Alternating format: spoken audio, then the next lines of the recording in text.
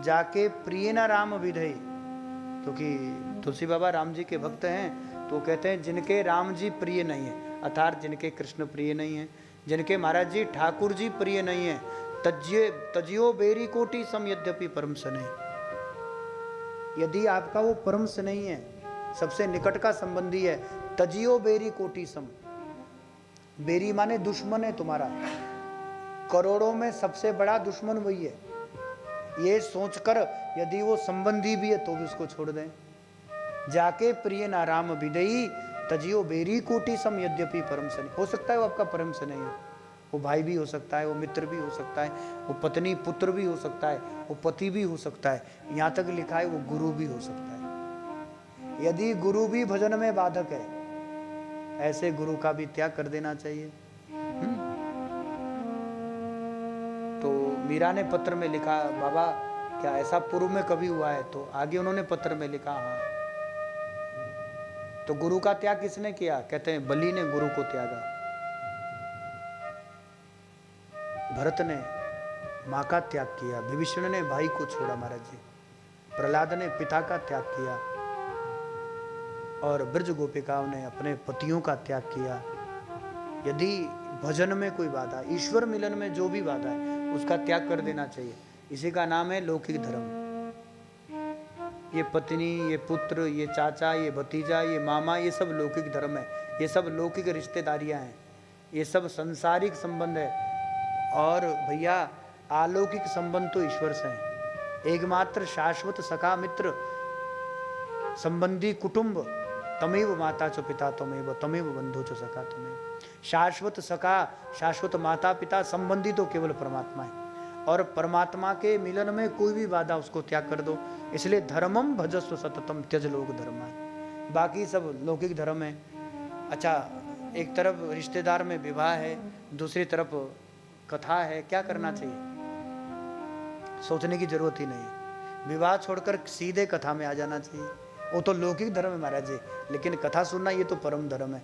भगवान का दर्शन करना परम धर्म है, भगवान का भजन करना परम धर्म है। इसलिए यहां पर लिखा है धर्मम भजस्व सततम त्यज लोक धर्मान, सेवस्य साधु पुरुषाम जय काम तृष्णा।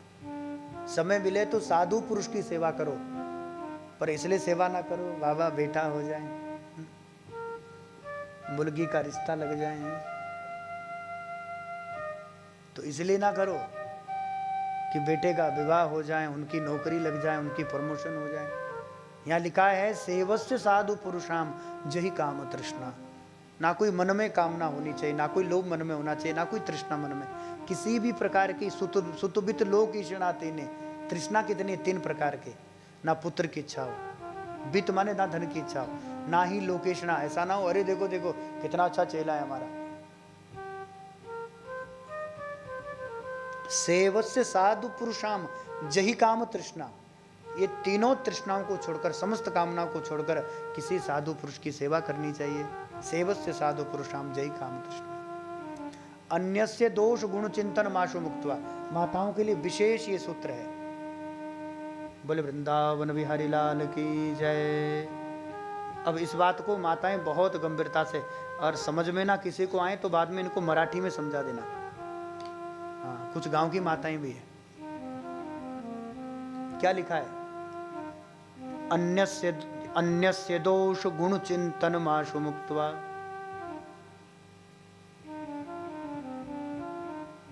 सबसे ज्यादा समय किस में व्यतीत होता है?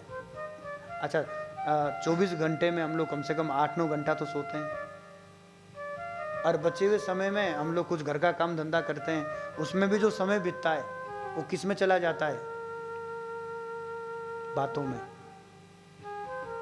या तो किसी के गुणों का चिंतन होगा, या किसी का दोष चिंतन होगा। अच्छा, जब 2-4 माताएं बैठती है, या तो किसी के गुणों का बखान करती है, नहीं तो किसी का दोष चिंतन करती है, वो ऐसी थी, वो ऐसा था, उसने वैसा किया। या तो महाराज जी ज़्यादा समय अच्छा बातों में, अच्छा जब हम संसार की बातें करते हैं, या तो चुगली करते हैं, निंदा करते हैं, या किसी की स्तुति करते हैं, या तो किसी के गुणों का दर्शन करते हैं, या किसी का दोष दर्शन करते हैं। 2 ही चीजें हम लोग करते हैं संसार में, 2 ही तो चीजें हैं, या तो गुण है नहीं तो दोष है।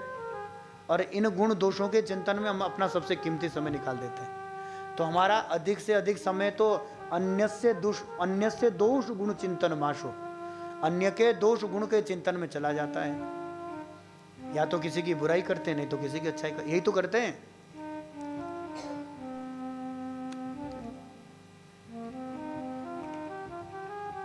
बहन कहाँ से आना हुआ? अरे अरे अभी विवाह से आए थे, रिश्तेदारी में ही विवाह था, नासिक गए थे हम। और शादी में या तो फिर वो ऐसा टेंट तंबू लगा था, ऐसा ये हुआ था, या फिर ये अरे खाने में ये सब, तो या तो दोष देखोगे नहीं तो सृष्टि में गुण देखोगे। महाराज जी सबसे ज्यादा समय हमारा गुण दोष में चला जाता है, इसलिए ना किसी का गुण देखो ना किसी का दोष देखो। अच्छा यदि गुण दोष से बच गए तो ये समझ लो कि रोज के 4-5 घंटे बच गए। जो कहते हैं भजन का समय नहीं है, गुण दोष देखना बंद कर दो, 4-6 घंटा तो ऐसे समय का बच जाएगा। अन्यस्य दोष गुण चिंतन माशु मुक्त्वा, ना गुण देखो ना किसी का दोष दर्शन देखो। इन दोनों दोषों से मुक्त हो जाओ कि अन्यस्य गुण दोष चिंतन माशु मुक्त्वा। फिर क्या करें? कहते सेवस्य साधु पुरुषाम जी, अन्यस्य दोष गुण चिंतन माशु मुक्त्वा सेवा कथा रसमोहो नितराम पिबत्वा। जितना बैठ करके वो चुगली निंदा करनी है उससे अच्छा तो झाड़ू ही लगा लो, किसी के बर्तन ही मांज लो, सेवा ही कर लो भैया, है।